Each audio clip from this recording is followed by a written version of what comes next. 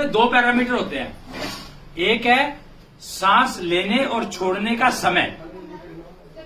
तो भक्ति कहती है, कबीर जी ने कहा है कि सांस लेने और छोड़ने का समय बराबर होना चाहिए, ये भक्ति करो। ये भक्ति है, अगर आप सांस लेने और छोड़ने का समय बराबर कर लोगे तो आपकी जिंदगी में बहुत फायदा होगा, ये कबीर जी ने कहा है। तो पर हमने प्रैक्टिकली देखा कि सांस को लेने और छोड़ने का समय बराबर नहीं हो सकता, प्रैक्टिकली पॉसिबल नहीं है। ये मतलब करा जा सकता है पर प्रैक्टिकली बहुत मुश्किल काम है। तभी आजकल भक्ति होती नहीं किसी से। भक्ति आजकल कहाँ होती है? हम मंदिर जाते हैं पर भक्ति हो रही है कि नहीं हो रही है ये तो नहीं पता ना हमें। तो भक्ति होती नहीं एक्चुअली। तो हमने कहा जो प्रैक्टिकली पॉसिबल नहीं है तो उसको छोड़ दो। फिर दूसरा क्या? दूसरा है सांस लेने और छोड़ने की स्पीड, गति।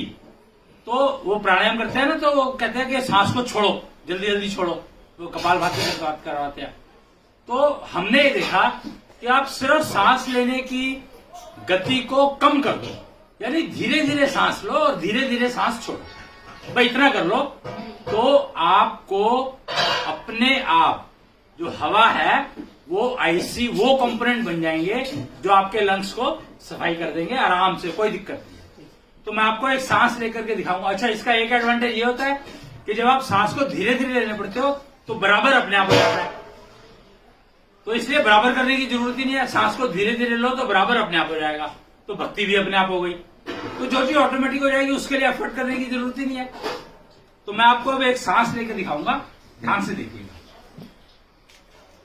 एक सांस लेकर के दिखाऊंगा और ध्यान से देखिएगा।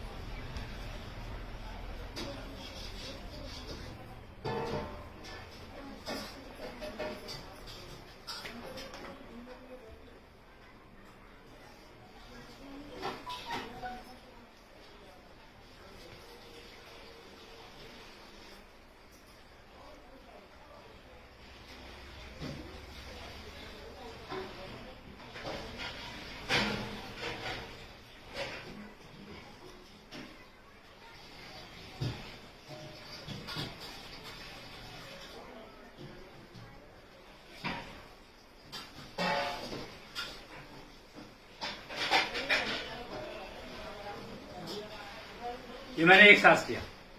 जब हाथ ऊपर जा रहा था तो सांस अंदर, और जब हाथ बाहर आ रहा था तो सांस बाहर। तो यहां तक पहुंचोगे नहीं, पर शुरू करो।